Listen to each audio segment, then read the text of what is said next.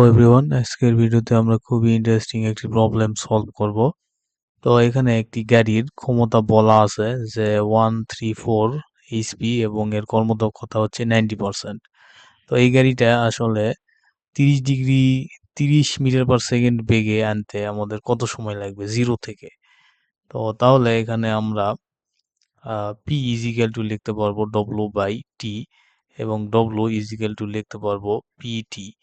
তো এই পিটি মানে ডব্লু এই ওয়ার্কটাই, এই এনার্জিটাই আসলে আমরা গতিশক্তি হিসেবে প্রদান করব হাফ এম ভি স্কোয়ার। তো এখান থেকে আমরা টি এর মানটা বের করতে পারবো। টি ইজিক্যাল টু লিখতে পারবো আমরা half M V square divided by P. তাহলে পি এখানে হচ্ছে আমাদের বলা আছে 134.05 গুণ এখানে 746, আর এটা যেহেতু 90% তাহলে 0.90।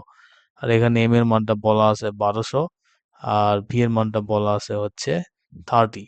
তাহলে এখানে এটা বের করলেই আমরা আসলে সময়টা পেয়ে যাব, এবং যে গাড়ির ক্ষমতা যত বেশি সে তত দ্রুত স্পিডটা আর কি উঠাইতে পারবে।